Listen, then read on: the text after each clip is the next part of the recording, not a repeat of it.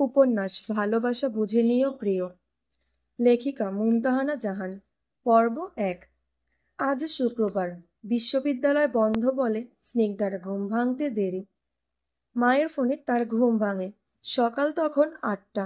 Phone ধরে তার মাকে, সে সালাম দেয়, এরপরে কুশল বিনিময় করে। তার মা তার সাথে কথা বলার ভিতরে তাকে চমকে দিয়ে বলল, গতকাল রাতে তারা ঢাকায় এসেছেন তার মামার ফ্ল্যাটে। স্নিগ্ধা উদ্বিগ্ন হয়ে জিজ্ঞাসা করল, মা কিছু কি হয়েছে? তোমরা হঠাৎ কিছু না বলে তাও আবার রাতে এসেছো ঢাকায়। স্নিগ্ধার মা বলল, কিছু হয়নি। স্নিগ্ধা আবার জিজ্ঞাসা করল, মা তোমরা কি সবাই ঠিক আছো? তার মা বলল, আমরা সবাই ঠিক আছি, ভয়ের কিছু নেই। তোমার জন্যই আমাদের আশা, ব্যস্ততার জন্য তোমাকে জানাতে পারিনি। স্নিগ্ধার মায়ের পাশ থেকে স্নিগ্ধার বাবা বলল, we are fit and fine my princess, তুমি তাড়াতাড়ি চলে আসো।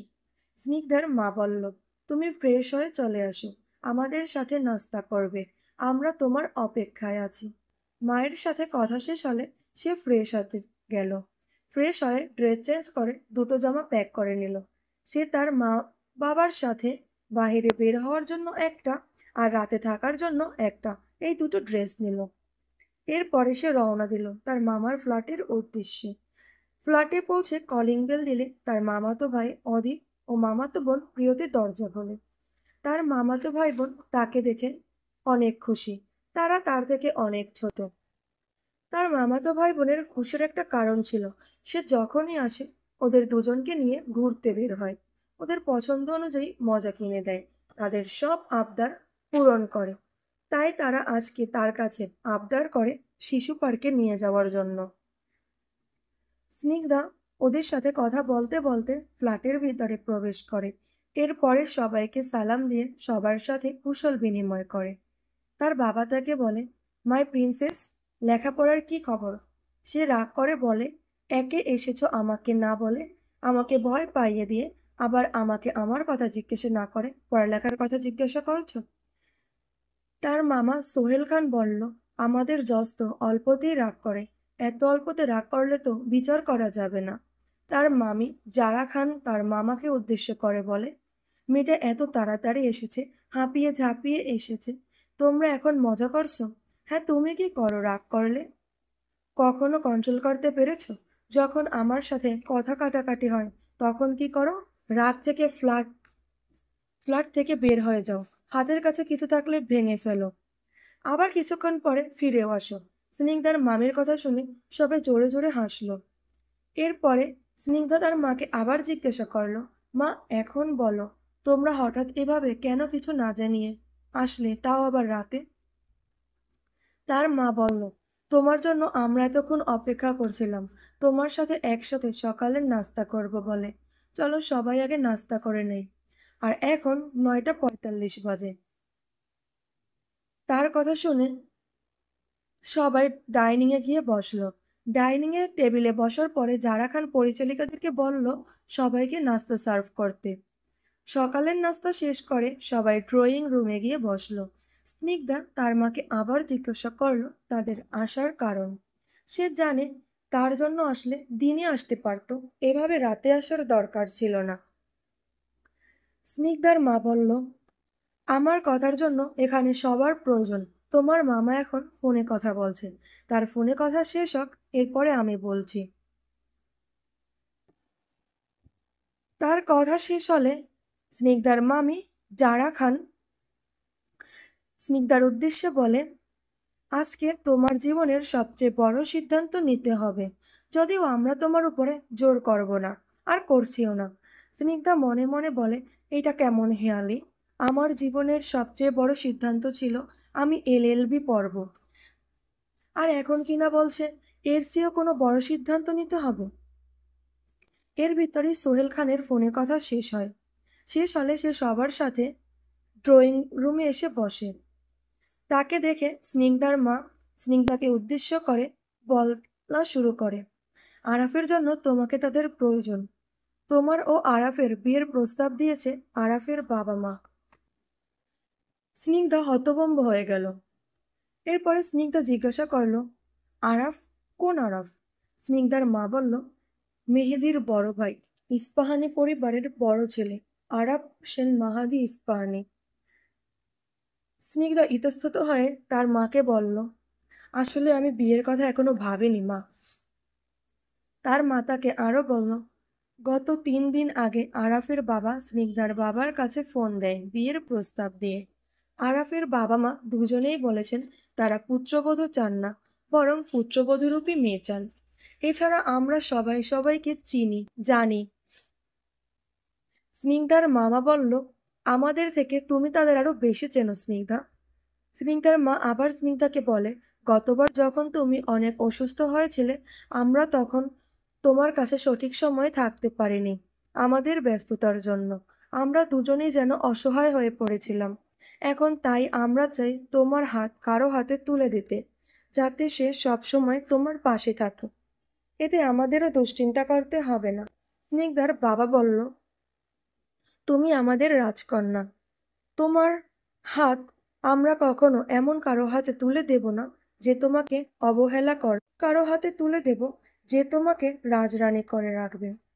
আমিও তোমার মা কর্মব্যস্ততার জন্য তোমাকে ও সিনহাকে সঠিকভাবে সময় দিতে পারি না, তোমাদের প্রয়োজনে পাশে থাকতে পারি না। মাঝে মাঝে মনে হয় সবকিছু থেকেও যেন আমাদের কিছুই নেই। চাকরির জন্য তোমাদের থেকে দূরে থাকা প্রয়োজন। যদি তোমার হাত আমি আরাফের হাতে তুলে দেই তবে হয়তো একটু ভরসা পাবো। এটা মনে করে যে তোমার উপরে আমার পরে আরাফের ছায়া আছে। আমার মনে হয় আরাফই সেই ছেলে যে তোমাকে বুঝবে, তোমাকে সবার আগে প্রাধান্য দিবে। স্নিগ্ধার মামা মামি দুজনেই বলল, তোমাকে আমরা জোর করছি না, আর করবো না। সোহেল খান বলল, আমার সাথে আরাফের কয়েকবার কথা হয়েছিল। আমার মনে হয় আরাফ তোমার জন্য একদম পারফেক্ট। স্নিগ্ধার মা এবং মামিও সম্মতি দিল। স্নিগ্ধার বাবা বলল, তুমি যদি রাজি থাকো তবে তারা আজকে আসবে। সে স্নিগ্ধাকে আরও বলল, আমরা চাই তুমি আরাফের সাথে কথা বলো, তার পরিবারের সাথে কথা বলো। সবকিছু ঠিক থাকলে এই প্রস্তাবে রাজি হও। এখন তোমার উপরে সবকিছু। তুমি কি চাও আজকে তারা আসুক? কালকে আমাদের ব্যাক করতে হবে। স্নিগ্ধা কিছুক্ষণ চুপ থাকলো। সে বুঝতে পারছে না কি উত্তর দিবে। স্নিগ্ধা এত তাড়াতাড়ি বিয়ে করতে চায়নি বা সে বিয়ের কথা ভাবেইনি, কিন্তু তার বাবা মায়ের এইসব দুশ্চিন্তার কথা শুনে তার মনে হয় দেখা করা প্রয়োজন সবার সাথে। স্নিগ্ধা তার বাবা মায়ের কথা ভেবে রাজি হয়। তার সম্মতি পেয়ে সবাই খুশি। স্নিগ্ধার বাবা আরাফের বাবার কাছে ফোন দেয়। এরপরে স্নিগ্ধা রুমে চলে যায়। রুমে যাওয়ার পথে সে শুনতে পায় তার পরিবার এবং আরাফের পরিবার, উভয়ের পরিবারই এই বিয়ের কথা শুনে অনেক খুশি। রুমে গিয়ে বসে সে ব্যালকনিতে চলে যায়। ব্যালকনিতে গিয়ে সে নিজের সম্পর্কে ভাবছে। স্নিগ্ধার পুরো নাম হেনা আহমেদ স্নিগ্ধা। সে বাংলাদেশ ইউনিভার্সিটি অফ প্রফেশনালে পড়ে, এবার 3য় বর্ষে। তার মা তমা জাহান তুলি, সে একজন ডাক্তার। তার বাবা রেজওয়ান সিহাব মৃধা এখন জেলা কমিশনার। স্নিগ্ধা এখানে বন্ধুদের সাথে হোস্টেলে থাকে। এখানে তার অনেক বন্ধু আছে। তার ভিতরে সাজ্জাদ হোসেন মেহেদি তার অনেক ভালো বন্ধু। এরপর এখন কিনা এই বন্ধুত্বের সম্পর্কে পরিবর্তন হতে চলেছে। বন্ধু থেকে হতে চলেছে দেওর। সে একা একা রুমে বসে এসব কিছু ভাবছে, আর এর সাথে আরাফের সাথে তার কিভাবে দেখা হয়েছিল এ কথাও ভাবছে। যেই দিন আরাফের সাথে দেখা হয়েছিল সেই দিনটি ছিল সোমবার। ভার্সিটিতে বসন্ত বরণ উৎসব। দীর্ঘ 1 মাস পরীক্ষার পরে খুব এক ঘুম দিল স্নিগ্ধা। সকাল তখন 8টা। স্নিগ্ধার বান্ধবীরা বসন্ত বরণ উৎসবের জন্য তৈরি হচ্ছে। সবাই বাসন্তী রঙের শাড়ি এবং নানা রকম ফুল দিয়ে সাজগোজ করছে। কেউ ফুল খোঁপায় দিচ্ছে তো কেউ হাতে বালা হিসেবে দিচ্ছে। তিশা স্নিগ্ধাকে ডাকছে, আপু উঠবে না, ওঠো। তিশা স্নিগ্ধার 1 ব্যাচ জুনিয়র। তিশা স্নিগ্ধাকে তার বড় বোন মনে করে। তিশা ওর পরিবারের একমাত্র মেয়ে। ওর বাবা এক অ্যাক্সিডেন্টে অনেক আহত হয়। তার বাবার অ্যাক্সিডেন্টের জন্য ওর পরিবারের ওর পরিবারের সদস্যরা চাচ্ছিল না ওকে এত দূরে থেকে পড়ালেখা করতে দিতে। এর ফলে ওর পড়ালেখা বন্ধের উপক্রম হয়। আসলে তার বাবা মা চাচ্ছিল না তাকে তাদের থেকে দূরে রাখতে, কারণ ওর দেখাশোনা করার মতো কেউ নেই। এই অচেনা শহরে কিভাবে থাকবে, কোনো প্রয়োজনে কাকে পাশে পাবে, এইসব কথা ভেবে স্নিগ্ধা তাদের ভরসা দিল সে তিশার পাশে আছে। তারা স্নিগ্ধার ভরসা পেয়ে তিশাকে ভার্সিটিতে থাকতে দেয়। সেই থেকে তিশা স্নিগ্ধাকে বড় বোন হিসেবে মান্য করে। তিশার ডাকে স্নিগ্ধার ঘুম ভাঙে। ফ্রেশ হয়ে স্নিগ্ধাও সবার মতো বাসন্তী রঙের শাড়ি পরে ও ফুল দিয়ে সাজগোজ করছিল। এর ভিতরে তিশা এসে স্নিগ্ধার খোঁপায় 3টা গোলাপ ফুল দিয়ে বলে, তোমাকে অনেক সুন্দর লাগছে আপু। স্নিগ্ধাও তিশাকে বলল, তোমাকেও অনেক সুন্দর লাগছে তিশা। তোমার দিক থেকে মেহেদি আজ নজর সরাতে পারবে না। মেহেদি স্নিগ্ধার ক্লাসমেট। মেহেদি তিশাকে পছন্দ করে, এমনকি মেহেদির অনার্স শেষ হলে সে তিশাকে বিয়েও করবে।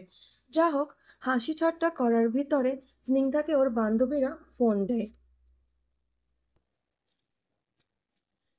স্নিগ্ধার বান্ধবীরা ওকে বলল, তুই কই, আমরা সবাই তোর জন্য নিচে অপেক্ষা করছি। স্নিগ্ধা ঘুম থেকে উঠতে দেরি হওয়ায় সবাই রেডি হয়ে ভার্সিটিতে গিয়েছিল কিভাবে সাজানো হয়েছে সেটা দেখার জন্য। স্নিগ্ধা তাদেরকে বলল, আমিও তিশার 2 মিনিটের ভেতরে বের হব, তোরা একটু অপেক্ষা কর। কিছুক্ষণের ভিতরে দুইজনে বের হলো। এরপরে সবাই সবাইকে অভিনন্দন জানালো। এরপরে সবাই ভার্সিটির উদ্দেশ্যে হাঁটা শুরু করলো। অনেক সুন্দর করে ফুল দিয়ে ভার্সিটির ক্যাম্পাস সাজানো হয়েছে। লাইটিং করা হয়েছে রাতের অনুষ্ঠানের জন্য। সবাই উপস্থিত হলে সবাই সবাইকে ফুল দিয়ে অভিনন্দন জানায় এবং বর্ণাঢ্য শোভাযাত্রায় অংশগ্রহণ করে। শোভাযাত্রা শেষে স্নিগ্ধা, তিশা, সামিয়া, জিনিয়া, জুই, মেহেদি, রোহিত, দীপ মিলে ক্যাম্পাস ঘুরে ঘুরে দেখছিল। ক্যাম্পাসে বিভিন্ন স্টোরে বিভিন্ন রকম জিনিসপত্র সাজানো ছিল। কোনো কোনো স্টোরে পিঠা সাজিয়ে রাখা হয়েছিল। স্নিগ্ধারা সেসব স্টোরে গিয়েছিল। যেসব পিঠা তাদের মনের কাছে নতুন মনে হয়েছিল সেগুলো তারা খাচ্ছিল। এর ভিতরে মেহেদি হঠাৎ করে বলল, আজকে তার মা সবাইকে তাদের বাড়িতে দুপুরে দাওয়াত দিয়েছে, তাদের সবাইকে যেতেই হবে। জিনিয়া ও জুই বলল, আজকে তারা যেতে পারবে না। জিনিয়া বলল ওর হাজবেন্ড আসবে, আর জুই বলল ওর বাবা মা আসবে।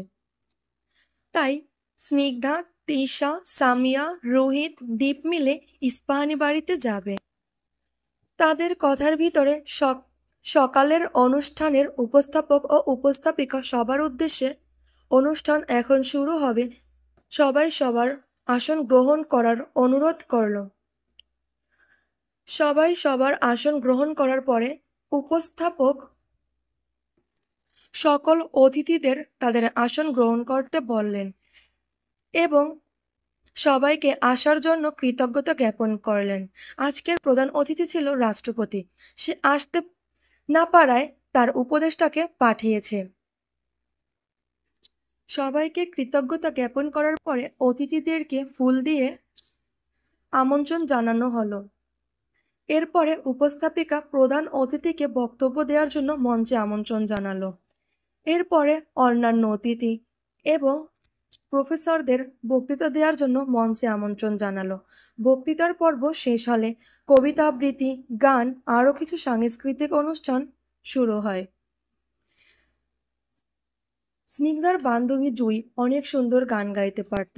সে সকালের অনুষ্ঠানে একটা গান গেয়েছিল।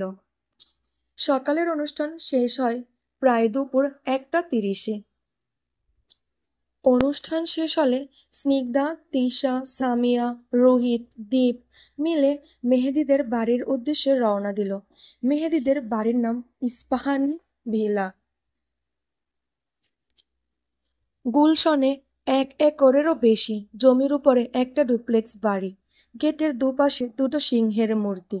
এরপরে ভিতরের দিকে রাস্তা, রাস্তার দুই পাশে ছোট ছোট ফুল ও ফলের বাগান। এরপরে ইস্পাহানি ভিলা। ভিতরে সব আভিজাত্য জিনিসপত্র দিয়ে সাজানো, অনেক দামি দামি ছবি, ওয়ালমেট, ঝাড়বাতি দিয়ে সাজিয়ে রাখা। দরজা দিয়ে ভিতরে প্রবেশ করলেই চোখে পড়ে দেয়ালের ঠিক মাঝ বরাবর একটা পারিবারিক ছবি। নিচে ডাইনিং এবং ড্রয়িং রুম আর পরিচালিকাদের কয়েকটি রুম। ডান সাইডে অনেকগুলো অতিথি রুম আর দোতলায় পরিবারের সকল সদস্যের রুম এবং কয়েকটি গেস্ট রুম। বাড়ির পেছনে ও ছাদের উপরে সুইমিং পুল। স্নিগ্ধারা কলিং বেল দিলে একজন পরিচালিকা দরজা খুলে তাদের ভিতরে আসার জন্য অনুরোধ করল। ভিতরে গিয়ে স্নিগ্ধা দেখতে পায় মেহেদীর মা মিসেস নীলা ইস্পাহানি, বাবা আহমেদ ইস্পাহানি, দাদা আলী বেহরোজ ইস্পাহানিকে।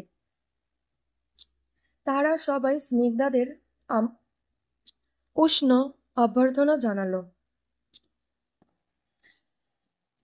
মেহেদীর দাদি বেঁচে নেই, সে 1 বছর আগে মারা গিয়েছে। তার নাম ছিল লিসা ইস্পাহানি। স্নিগ্ধারা সবাইকে সালাম দিলে মিসেস ইস্পাহানি তাদেরকে ডাইনিংয়ে গিয়ে বসতে বলল, কারণ এখন অলরেডি প্রায় 3টার কাছাকাছি বেজে গেছে। তারা এতক্ষণ তাদের জন্য অপেক্ষা করছিল, একসাথে দুপুরের খাওয়া দাওয়া করবে বলে। সবাই ডাইনিং টেবিলে গিয়ে বসলে মিসেস ইস্পাহানি আরাফকেও আসতে বলেন। আরাফ আসলে পরিচালিকাদেরকে খাবার সার্ভ করতে বলে। আরাফ এসে সবাইকে একটা উষ্ণ অভ্যর্থনা জানালো। স্নিগ্ধা এই বাড়িতে আরো অনেকবার এসেছে, তবে আরাফের সাথে এই প্রথমবার দেখা হলো তার। আরাফ এতদিন দেশের বাইরে ছিল পড়ালেখার জন্য। সে ইংল্যান্ডে ছিল। ইংল্যান্ডে থাকাবস্থায় সে পড়ালেখার পাশাপাশি পারিবারিক ব্যবসাও দেখাশোনা করত। এজন্য সে কয়েকবার দেশে ফিরেছিল ব্যবসার কাজে। তাদের ব্যবসা শুধু এদেশেই নয়, বরং বিদেশের বিভিন্ন জায়গায় আছে, অর্থাৎ ইন্টারন্যাশনাল। আরাফের দেশে ফেরার জন্য তার বাবা মা একটা ওয়েলকাম পার্টি রাখতে চেয়েছিল, কিন্তু সে রাজি হয়নি। তার এসব বিয়ের পছন্দ না। খাওয়া শেষ হলে আরাফ তার নিজের রুমে চলে যায়। তার কোম্পানির একটা মিটিং আছে, সেজন্য রেডি হতে। আর স্নিগ্ধারা নিচে বসে সবার সাথে কথা বলছিল। স্নিগ্ধার সাথে আলী বেহরোজ ইস্পাহানির অনেক ভালো জমতো। আলী বেহরোজ ইস্পাহানির দাদা একজন ফরাসি নাগরিক ছিল, ব্যবসার উদ্দেশ্যে এই দেশে আসে। তখন থেকেই এই দেশে বাস। মেহেদীর মা একজন ডাক্তার, বাবা ঢাকা বিশ্ববিদ্যালয়ের প্রফেসর। অনেক চেষ্টা করেও মেহেদীর বাবাকে পারিবারিক ব্যবসায় ঢোকাতে পারেনি মেহেদীর দাদা। কিন্তু মেহেদীর ভাই পুরো ওর দাদার ডুপ্লিকেট, একজন দক্ষ ব্যবসায়ী। স্নিগ্ধা ও আলী বেহরোজ ইস্পাহানি কথা বলছিল। এর ভিতরেই শোনা গেল একটা জোরে আওয়াজ। মেহেদী বললে উঠল, নিশ্চয়ই কোম্পানিতে আজকে কিছু হয়েছে, তার জন্য ভাই এত রাগ করেছে। স্নিগ্ধার তখন মনে পড়ে মেহেদী একদিন বলেছিল, আরাফ যখন শান্ত থাকে তখন বরফের চেয়েও ঠান্ডা, যখন কঠিন থাকে তখন পাহাড়ের চেয়েও কঠিন, এবং যখন গর্জে ওঠে তখন সিংহের চেয়েও ভয়ঙ্কর হয়। আরাফ 1 সপ্তাহ হয়েছে দেশে ফিরেছে। এসে সে তার দক্ষ হাতে পারিবারিক ব্যবসা তুলে নিল তার কাঁধে। কিছুক্ষণের ভিতরেই দেখা গেল আরাফ রেডি হয়ে সিঁড়ি দিয়ে নিচে নামছে। এর ভিতরে ওয়াসিফ এসে হাজির। ওয়াসিফ আরাফ এর পার্সোনাল অ্যাসিস্ট্যান্ট। ওয়াসিফের বাবা আলী বেহরোজ ইস্পাহানিকে বাঁচাতে গিয়ে গাড়ি দুর্ঘটনায় মারা যায় এবং তার মা 4 বছর বয়সে মারা যায়। এরপর থেকেই ওয়াসিফ ইস্পাহানি পরিবারের সদস্যদের মধ্যে একজন। আজকে মিটিংয়ের জন্য ফাইল প্রস্তুত করার জন্য সে দুপুরে খেতে আসতে পারেনি। তাকে দেখে মিসেস ইস্পাহানি বলল, ওয়াসিফ খেতে বসো। আর পরিচালিকাদেরকে বলল ওয়াসিফকে খাবার দাও। ওয়াসিফ আরাফকে উদ্দেশ্য করে বলল, ভাই দেখো তো ফাইলগুলো ঠিক আছে কিনা, নাকি আর কিছু সংশোধন করতে হবে।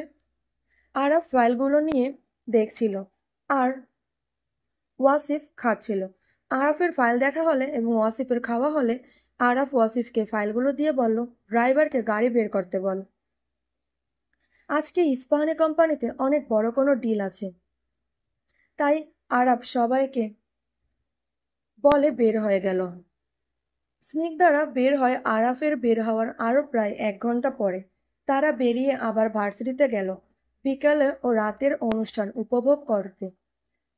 আজকে নাচ, গান, বক্তৃতা, র্যাম্প শো থেকে বসন্ত বরণের জন্য আরও অনেক সাংস্কৃতিক অনুষ্ঠান হবে বিকেল থেকে রাত পর্যন্ত। এই অনুষ্ঠানে তিশা ও মেহেদি র্যাম্প শো করল, আর স্নিগ্ধা একটা অভিনয়ের উপস্থাপিকা হিসেবে অংশগ্রহণ করল। অনুষ্ঠান শেষ হয় প্রায় রাত 11টার পরে। অনুষ্ঠান শেষে যে যার মতো বাড়িতে চলে যায়। এরপরে হোস্টেলে ফিরে ফ্রেশ হয়ে স্নিগ্ধা ও তিশা দিল এক ঘুম। চলবে